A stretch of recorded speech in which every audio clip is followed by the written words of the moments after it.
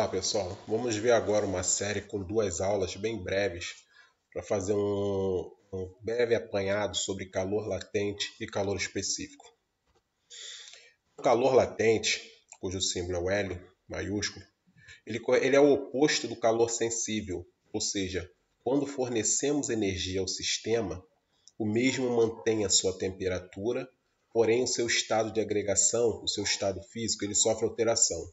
O porquê dele ser oposto, tá, ao calor sensível? Porque no calor sensível, a temperatura ela varia e o estado físico se mantém, por isso que é o oposto.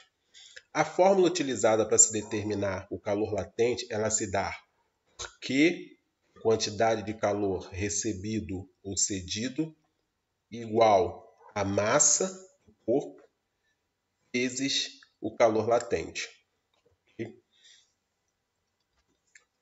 Vamos ver aqui um exemplo, uma questão da UERJ. O gráfico abaixo indica o comportamento térmico de 10 gramas de uma substância que, ao receber calor de uma fonte, passa integralmente da fase sólida para a fase líquida. Então, vamos entender a questão.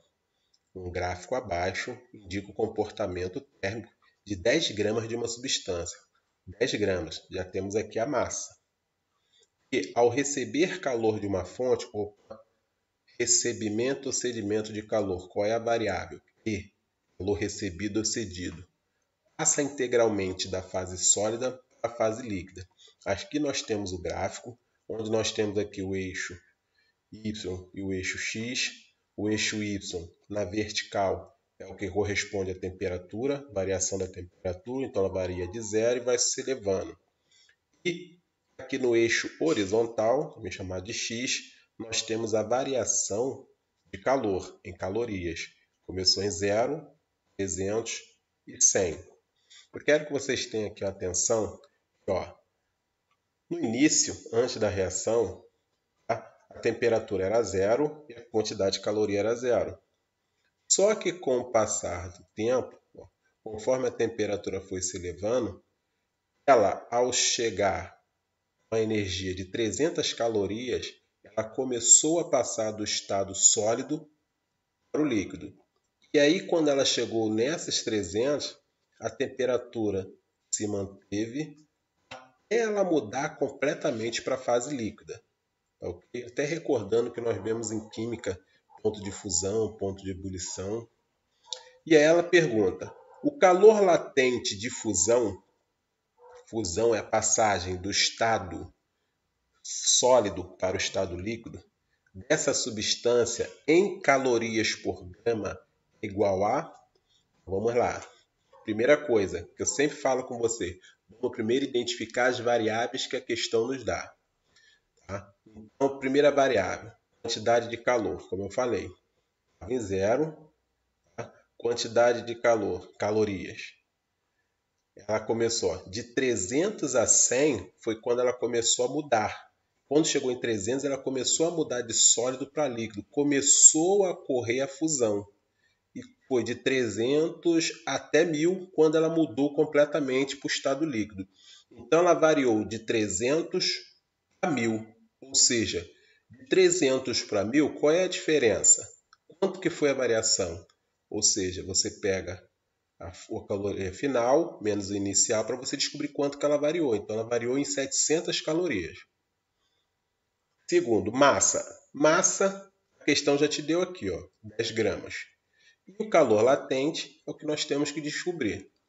E aí nós vamos para a fórmula. Quantidade de calor cedido ou recebido é igual a massa vezes o calor latente. Quantidade de calor nós já vimos aqui que foi 700. Quantidade de calor recebido é igual a massa, que são 10 gramas, vezes o calor latente. Vamos agora jogar a incógnita para cá e vamos mudar de lado. Então, o calor latente é igual a 700 calorias. Aqui não multiplicava? Eu mudei de lado, passa a dividir. Dividido por 10 gramas. O calor latente é igual. Quanto dá 70 dividido por 10? Corta um zero.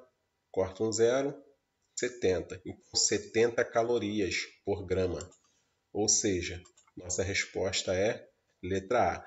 Até chamar a atenção de vocês que às vezes o próprio enunciado ele nos ajuda quando você está meio perdido, meio no limbo. Se ele está te dizendo aqui que ele quer que você dê o calor latente de fusão dessa substância em calorias por grama, você já deve deduzir que sua resposta vai ser baseada na divisão da caloria pela grama. Então, você identificando quanto que é a sua caloria e o que é grama, é só você dividir a caloria pela grama. Tá ok? Só uma dicasinha que às vezes ajuda. Ok? Um abraço. Obrigado.